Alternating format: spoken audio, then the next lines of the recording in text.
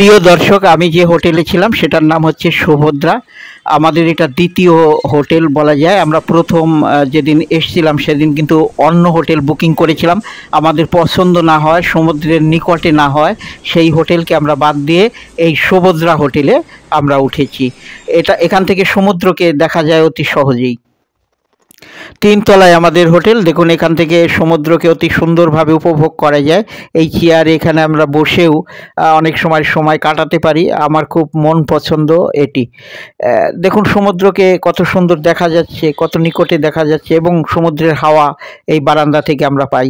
দেখুন, আমি এই রুমটায় ছিলাম, আমি সেই রুমটাকে দেখাবো। 306 আমার যে রুম নাম্বারটা ছিল 306 নম্বর। তো দেখুন, আমি ভিতরে ঢুকছি, যদিও আমি একটু অগোছালোভাবে রয়েছি। এইটা হোটেলের একদম ভিতরে দেখুন সাজানো গোছানো এবং পরিষ্কার পরিচ্ছন্ন হোটেলের রুমটি। দেখুন, এই আমার ব্যাগ রয়েছে, এই ব্যাগে জামা কাপড় সব কিছুই এলোমেলো রয়েছে, এবং আমি যে চ্যানেল আনন্দের যে লোগো বা সেটা আমরা কিন্তু নিয়ে এসেছি যদি কাজে লাগানো যায়। বিশেষ করে সমুদ্রে এসেছি।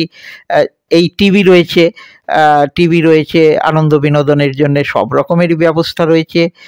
এই দেখুন বাথরুমে যে লাইটটাও রয়েছে, যথাযথভাবে আলোকিত হয়, এবং বাথরুমটাও খুব পরিষ্কার পরিচ্ছন্ন, যেটা খুবই আরামদায়ক, এবং সব কিছুই রয়েছে এই হোটেলে, সব কিছুই রয়েছে।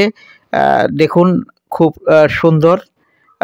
আমার মন পছন্দ এই রুমটি, ভালোই লেগেছে, যেহেতু একদম উপরে রয়েছে।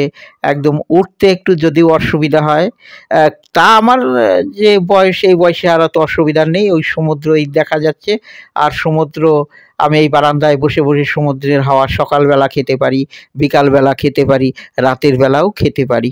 তো দেখুন, খুব সুন্দর এই সুভদ্রা হোটেল, এবং এই হোটেলের যিনি ম্যানেজার ছিলেন বা অন্যান্য কর্মকর্তাদের সঙ্গেও আমার খুব একটা সম্পর্ক ভালো হয়ে যায়, এবং তারা খুব সুন্দর ব্যবহার করেন আমাদের সাথে। কারণ বাংলা ভাষা তারা বুঝেন, পুরীর সবাই মোটামুটি বাংলা ভাষা বুঝেন, কারণ বাঙালিরাই কিন্তু এই পুরী অঞ্চলকে সমৃদ্ধ করেছে। সেই চৈতন্য দেবী কিন্তু এর মূল কর্তা। ধন্যবাদ সকল।